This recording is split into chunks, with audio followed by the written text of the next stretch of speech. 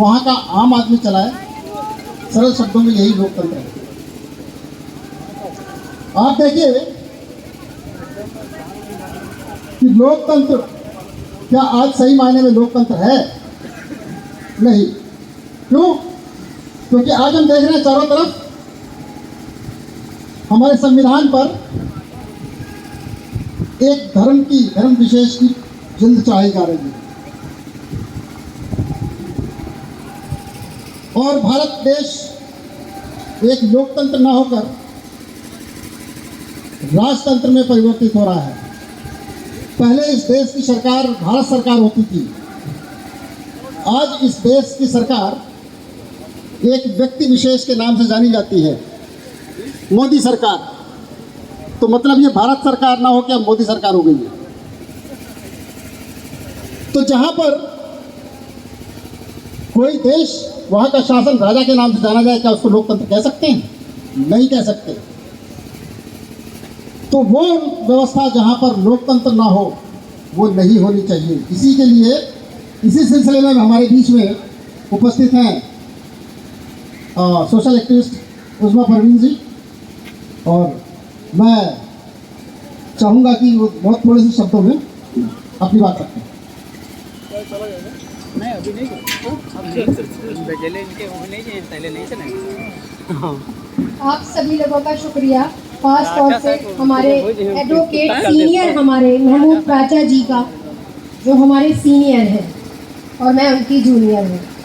तो आज उन्होंने ये जो धरना रखा है, ये एक देखा जाए लोकतंत्र की जो हत्या हो रही थी उसको प्रोटेक्ट करने के लिए और उसे बचाने के लिए धरना रखा गया है।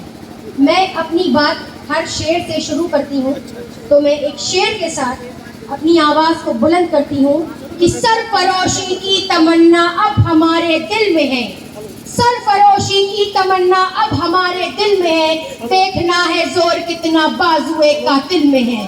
वक्त आने दे बता देंगे तुझे है आसमां, हम अभी से क्या बताएं क्या हमारे दिल में है। तो हमें बचाना है अपने लोकतंत्र को, उसकी हत्या नहीं होने देनी है। और ईवीएम का जो विरोध आज हमारे तमाम अधिवक्ताओं ने रखा है, इसमें हम सब ने शिरकत करी है और हमारा मुद्दा ही यही है, ईवीएम हटाओ, देश बचाओ, लोकतंत्र बचाओ। क्योंकि लोकतंत्र की और संविधान की एक तरह से हत्या हो रही है। जब अमेरिका जैसे देश में बैलेट पेपर पर चुनाव होता है, कितना तरक्की याफ्ता देश है वो, तो आज हमारे भारत देश में बैलेट पेपर पर चुनाव कराने से इनकार क्यों? ये जवाब दे, इलेक्शन कमीशन जवाब दे। क्यों नहीं दे सकती? क्यों नहीं बैलेट पेपर पर चुनाव हो सकता? हमें ईवीएम नहीं चाहिए। हम ईवीएम के विरोध के लिए यहाँ आए हैं और हमारे डॉक्टर बाबा भीमराव अंबेडकर साहब ने जो संविधान बचाया था, जो संविधान बनाया था, आज उसके बचाव में हर एक बच्चा, हर एक युवा, हर एक महिला आवाज उठा रही है और कंधे से कंधा मिलाकर उनके संविधान को बचाने की कोशिश की जा रही है। और ये संविधान बचेगा। हमारे बाबा भीमराव अंबेडकर साहब ने जो सबको बराबरी से, समानता से, जो सबके लिए एक संविधान रखा था, आज कहीं ना कहीं उसमें भेदभाव हो रहा है, हिंदू मुस्लिम हो रहा है, जात पात हो रहा है, दलित हो रहा है। ये कैसा देश बनाना चाह रहे हैं आप मोदी जी? ऐसा देश नहीं चाहिए।